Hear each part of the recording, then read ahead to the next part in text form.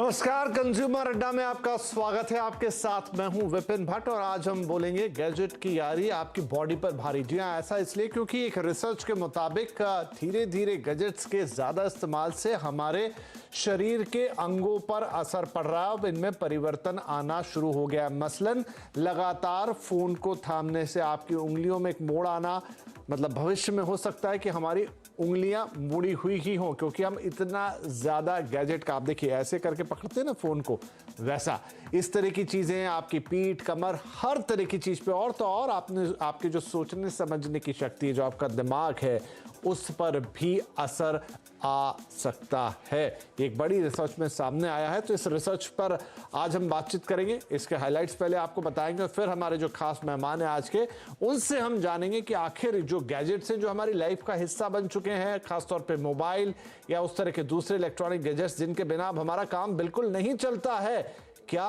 वो हमारे ऊपर लंबे समय में इतना ज्यादा असर डालेंगे? और लंबा समय ठीक है, किसने देखा, लेकिन आज वो हमारे साथ क्या कर रहे हैं, क्या ये खतरे की घंटी है? ये सारी बातें चलिए, लेकिन उससे पहले इस रिसर्च के कुछ हाइलाइट्स आपको बताते हैं।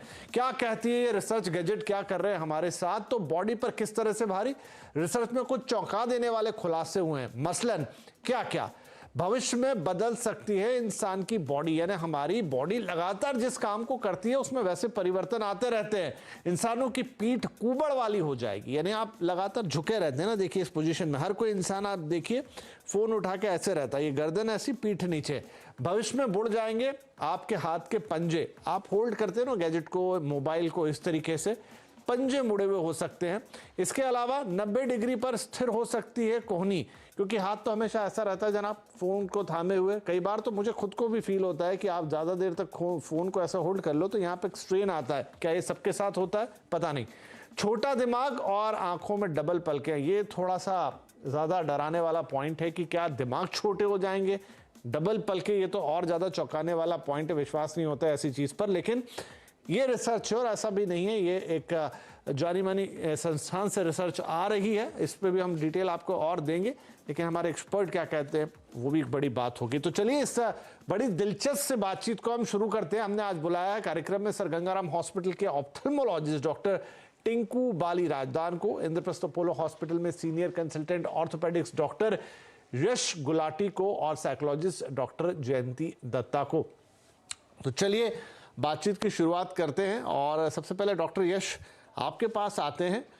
क्या इस रिसर्च पर हम विश्वास कर सकते हैं? लेकिन थोड़ी ज़्यादा फ्यूचरिस्टिक जैसी लगती है। हम समझते हैं कि over the years, I think centuries लग जाती हैं जब हमारे ऑर्गन्स में कुछ डेवलपमेंट आता है। क्या गैजेट्स का हम इतना ज़्यादा इस्तेमाल कर रहे हैं कि हमारी पीठ धनुषाकार हो जाएगी, हमारी गर्दन झुक जाएगी, हमारे हाथ अलग हो जाएंगे, दिमाग छोटे हो जाएगा? Thank you. देखिए, जो प्रकृति ने हमारा शरीर बनाया था, हमारा जो ह्यूमन बीइंग है, जो होमो सेपियंस हैं, they were supposed to be hunter gatherers, कि आप अपना घूम फिर के अपना फूड आपको ढूंढना है। और आपको ये प्रकृति ने इसलिए नहीं बनाया कि हम सोफे पे बैठ जाएं, चेयर पे बैठ जाएं, एसी में बैठ जाएं, इस तरह की जो हरकतें हम आज करते हैं, जो चलते फिरते नहीं है। तो ये इसलिए तो बॉडी हमारी बनी नहीं थी, ये तो हमने इसको बना लिया। तो इसके जो बैड इफेक्ट्स हैं वो तो आ रहे हैं, हम देख ही रहे हैं और आएंगे भी। लेकिन ये सब मानते हुए भी मैं कहता हूं कि ये जो रिपोर्ट है, जो इंग्लिश में एक वर्ड है कि सेक्स्ड अप रिपोर्ट, यानी कि बहुत ज्यादा एग्जैजरेटेड रिपोर्ट है। बिलियंस ऑफ ईयर से एनिमल्स और ह्यूमन बन रहे हैं, वो तो ऐसे टेढ़े इस कारण नहीं हुए। तो मैं ये मानता हूं ये रिपोर्ट बहुत ज्यादा एग्जैजरेटेड है और ये डराने वाली है, ऐसा कुछ होने वाला नहीं है। लेकिन जो हो रहा है और होगा वो ये है कि हमारी मांसपेशियां कमजोर हो रही हैं, हमारे पॉस्चर्स खराब हो रहे हैं, हमें लगातार दर्द रह रही है, हमारे टेंडनाइटिस हो रहे हैं, हमारी नर्व्स प्रेस हो जाती हैं, जैसे कार्पल टनल सिंड्रोम हो जाता है हाथों में, उसकी वजह से हमें जो सुनपन हो सकता है। ये सब चीजें अभी भी हो रही हैं और ये बढ़ सकती हैं। जो हम ज्यादा इन गैजेट्स पे डिपेंडेंट होते जा रहे हैं वो बहुत बुरी बात है। लेकिन अगर इनको ये कि इसके कारण हम कुबड़े हो जाएंगे, परमानेंटली ऐसा नहीं होगा। हमारा पोस्चर खराब हो सकता है, हम झुक के चल सकते हैं क्योंकि सारा दिन हम बैठे रहते हैं, वो हमारा बैड पोस्चर हो जाएगा। लेकिन ये कहें कि हड्डी ऐसी जुड़ी जाएगी, ये मैं संभव मानता नहीं। ये बहुत ज्यादा सेक्स्ड अप रिपोर्ट है मेरे विचार में। अमेरिका के कुछ बड़े संस्थान हैं, उनकी अलग अलग रिपोर्ट से उस पर फिर ये एक और रिपोर्ट और बाकायदा इसके 3D स्ट्रक्चर बना के दिखाएं कि पीठ कैसे झुकेगी, गर्दन कैसे झुकेगी, हाथ कैसे टेढ़ा होगा। खैर ये एक बात है, जैसा डॉक्टर साहब कह रहे हैं, मुझे भी पॉइंट्स बताते समय थोड़ा तो ऐसा लग रहा है कि ये बहुत कई हजार साल लगते हैं इस तरह के डेवलपमेंट्स होने में। और क्या ये एकदम गैजेट्स जो कि हमारी जिंदगी में हार्डली कितने साल से आए, 20, 25, 30 साल से तो जिन गैजेट्स का अभी इस्तेमाल कर रहे हैं, या अगर हम और भी गैजेट्स मान ले तो 50, 60 साल, इससे ज्यादा बड़ी जर्नी क्या है। लेकिन हाँ, चौंकाने वाली जरूर है। डॉक्टर दत्ता, इसमें जो एक और चीज है वो ये बोल रहे हैं कि इससे आपके मस्तिष्क पर असर पड़ेगा, आपका मस्तिष्क जो है वो सिकुड़ेगा, उसका साइज छोटा होगा। ये भी अगेन ऐसी चीज है जिसपे शायद और शोध की जरूरत होगी, लेकिन ये आज की तारीख में तो तय है कि ये हमारी साइकोलॉजी पर, हमारी थिंकिंग पर, हमारे थॉट्स पर, हमारे बिहेवियर पर ये गैजेट्स असर डालते हैं। बिल्कुल डालते हैं। आप देखिए, आपका सोच इतनी अहमियत रखती है। अगर आपकी बॉडी में सिकुड़न आ जाती है, योगा से अगर आपको आपकी कार्डियोवैस्कुलर डिजीजेज में उतार चढ़ाव हो सकता है, आपकी साइकेडियन रिदम जो है वो अफेक्टेड हो जाती है, आपकी सोच अफेक्टेड हो जाती है। आप गर्दन की पोजीशन की बात कर रहे हैं, स्पाइनल कॉर्ड में कितना इफेक्ट होगा वो तो बाद की बात है, लेकिन जो ब्लड सप्लाई है आपकी ब्रेन की वो अफेक्टेड ज़रूर होती है। मैंने कहा साइकेडियन रिदम आपका अफेक्टेड होता है, आपका कॉग्निटिव जो एबिलिटी है, आपकी जो कॉग्निशन है उस पर ये चोट करती है। उसके लिए आप देखिए, जो एक सोचने की क्षमता है वो गड़बड़ाने लगती है। आपका अपना कौन, आपकी इमोशनल जो एबिलिटी है, इमोशनल लाइफ है, आपकी जो बॉन्डिंग है उस पर ये असर करती है। आप गड़बड़ाने लगते हो, कौन सा सही कौन सा गलत। उसके लिए हमें अजूहात की ज़रूरत नहीं है, हमारे पास एग्जाम्पल्स मौजूद हैं। आपने हाल ही में देखा, लखनऊ में एक बच्चे ने जो आदी हो गया था गेम्स की, उसने कुछ पैसे उधार ले लिए, उसने सोती हुई माँ को कत्ल कर दिया। और उसके बाद उसी घर में माँ की डेड बॉडी पड़ी हुई है, bleeding, and he was celebrating with his friends, he was having parties. हाल ही में त्रिपुरा में क्या हुआ देखिए, 15 साल का लड़का, उसने चारों को मौत के घाट उतार दिए। इतनी हैवानियत बच्चों में कहाँ से आती है? अगर आपकी सोच में गड़बड़ आने लगती है, आपका ये जो चिंतन है कि कौन सा राइट कौन सा रॉन्ग, वो गड़बड़ाने लगता है, आपका साइकेडियन रिदम गड़बड़ाने लगता है, आपके खान पान में बदलाव आने लगता है, आपका जो कंसंट्रेशन है, अटेंशन है, आपकी मेमोरी फील्ड है वो आपके अफेक्टेड हो जाती है, आपका सेंस ऑफ मोरालिटी जो है वो ख़त्म हो जाती है। नहीं तो इस तरह की जो क्रिमिनल प्रोपेंसिटी है वो इन बच्चों में दिखती है। हमने आपके साथ शो किए हुए हैं जहां ब्लू व्हेल वगैरह गेम्स का हमने जिक्र किया।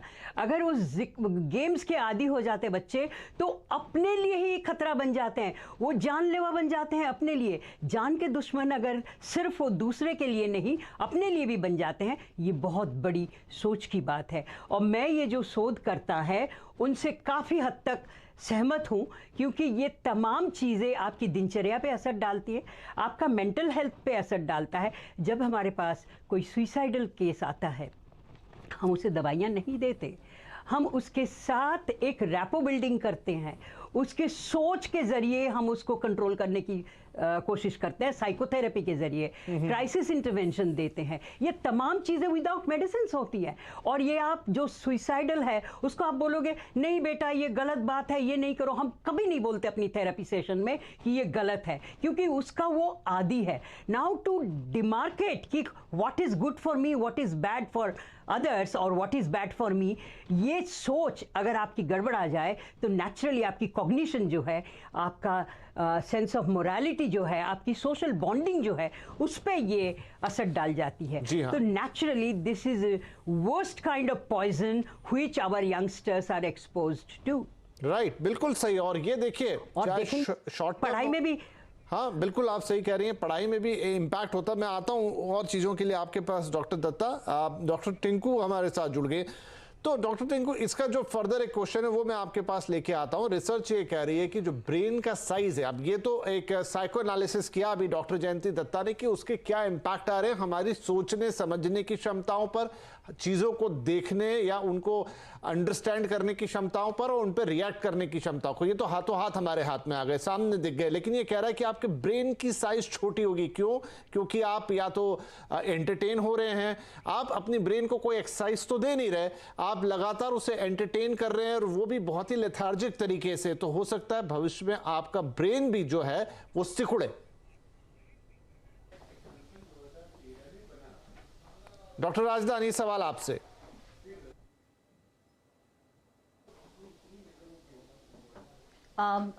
क्वेश्चन रिपीट करेंगे जी, क्योंकि आप थोड़ा आपको विलंब हुआ जुड़ने में। मैं कह रहा था कि जिस रिसर्च की हम बात कर रहे हैं उसमें एक पॉइंट ये भी था कि आपकी ब्रेन भी डिफॉर्म हो रही है या सिकुड़ जाएगी इस पूरे इम्पैक्ट से जो गैजेट्स आपके ऊपर डालते हैं। उसका जो साइको एनालिसिस अभी डॉक्टर दत्ता ने किया कि किस तरीके से आपके बिहेवियर में चेंज आता है, आपकी सोचने समझने की शक्ति कम हो जाती है, वो तो हम तुरंत देख रहे हैं जिस तरह की घटनाएं घट रही हैं। लेकिन क्या इस तरह का फिजिकल चेंज कि आपके ब्रेन का साइज, क्योंकि ब्रेन लेथार्जिक हो रहा है, लगातार वो या तो टीवी या फोन या मोबाइल में एंगेज है, अपनी तरफ से कुछ सोच समझ नहीं रहा है, खुद को एंटरटेन कर रहा है या फिर टाइम पास कर रहा है, क्या इसके लॉन्ग टर्म इंपैक्ट दिखाई देंगे दिमाग के साइज पर? ऐसा पॉसिबल है? It is quite possible. हाँ जी, अगर ब्रेन को आप जितना यूज़ करते हैं उसकी कैपेसिटी उतनी बढ़ती जाती है। अगर आप एक तरफा ब्रेन को यूज़ करेंगे तो डेफिनेटली ब्रेन का डेवलपमेंट रिटार्डेड हो जाएगा। So I think there is some merit in this research. और अगर हम so like I am an eye specialist, तो अगर हम आंखों की तरफ से देखें तो जो बच्चे ऑल द टाइम गेमिंग करते रहते हैं और जिनका आउटडोर एक्सपोजर बहुत लिमिटेड होता है, उनकी आंखों पे मायोपिया आ जाता है, जैसे कि पास का नंबर आ जाता है। और ब्रेन का डेवलपमेंट भी उनका एक तरफा ही होता है, विजुअल डेवलपमेंट भी प्रॉपर नहीं हो पाता।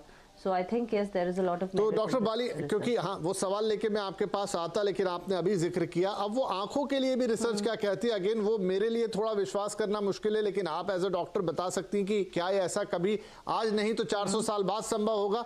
वो रिसर्च कहती है कि जिस तरीके से ये सारे गैजेट्स हैं, खासतौर पर मोबाइल फोन जितना इस्तेमाल हो रहा है, उसमें से जितनी ब्लू रे निकल रही है, अब बॉडी अपने आप को बचाने के लिए हो सकता है कि अपने पलकों के सिस्टम में कोई डेवलपमेंट कर ले, कोई दोहरी परत आ जाए ताकि वो एक सिस्टम या एक वॉल खड़ी करे ताकि इंसान को ब्लू रे से बचाए। क्या ऐसे डेवलपमेंट भी हो सकते हैं बॉडी के अंदर? Time will only tell. I mean आगे का किसने देखा है, बट जिस तरह से बच्चे ये डिजिटल डिवाइसेस यूज कर रहे हैं, I am sure our body will develop some protective mechanism in the long run. या तो हमें डिजिटल डिवाइसेस छोड़ने पड़ेंगे या बॉडी को कुछ प्रोटेक्टिव मैकेनिज्म्स बनाने पड़ेंगे। So yes, it is quite possible, दो अभी मतलब इट्स टू अर्ली टू से कि आगे जाके क्या होने वाला है। बट इन सब के इम्पैक्ट हम ऑलरेडी देख रहे हैं, ओवरऑल हेल्थ पे, आईज पे, ब्रेन पे, वो तो हमें दिख ही रहा है। So I am sure the body will create some kind of an adaptation in जी। future. चलिए थोड़ा और गहरा जाते हैं। डॉक्टर गुलाटी, ये बताइए, आप थोड़ा विषयांतर हो जाएगा जरूर, इसमें थोड़ी एंथ्रोपोलॉजी भी चली जाएगी, लेकिन चलिए डॉक्टर गुलाटी फिलहाल अभी हमारे साथ नहीं है तो हम उनको जोड़ने की कोशिश कर रहे हैं। लेकिन एक बड़ा इंटरेस्टिंग सवाल मेरे मन में उनके लिए है कि क्या मानव विकास का ये जो पहिया है, जो अभी बात कर रहा था कि सालों साल या कई हजार साल लगते हैं जब आपकी बॉडी में कोई चेंज आता है, लेकिन क्या ये जो आधुनिक गैजेट्स हैं ये उस चेंज की जो रेट है उसको बदल देंगे, ये लेके जाएंगे उनके पास? लेकिन फिर मैं एक बार डॉक्टर दत्ता का रुख करता हूं। डॉक्टर दत्ता, जो मैंने कहा कि एक तो ये लॉन्ग टर्म इम्पैक्ट है, ठीक है, वो जब होगा शायद उस इम्पैक्ट को देखने के लिए आप और हम और ये अभी करंट जनरेशन तो नहीं होगी सामने, लेकिन हम फिर से करंट सिनारियो पे आते हैं। गैजेट्स हो गए, और गैजेट्स अकेले नहीं, गैजेट्स के अंदर जो चीजें आ रही हैं, मसलन कि उसमें सोशल मीडिया एक बहुत बड़ा रोल प्ले करता है, उसमें एंटरटेनमेंट की जो चीजें हैं वो बहुत बड़ा रोल प्ले करती हैं। तो हम कुल मिलाकर एक लत में जा रहे हैं, और लत तो कोई भी हो वो बुरी है। तो क्या ये चीज हमारी अभी की जनरेशन पर, आज की जनरेशन पर ही इंपैक्ट कर देगी, और सिर्फ बच्चे नहीं, बड़े सब, ऑल नीचे से ऊपर तक सब शिकार होंगे? सब सब सब देखिए, सब पे ये इफेक्टिव है। 2.5 साल का बच्चा अगर आदी हो सकता है, 70 साल के बूढ़े अगर आदी हो सकते हैं। पॉजिटिव एंड नेगेटिव एस्पेक्ट्स है। आपने बार बार जिक्र किया ब्रेन का।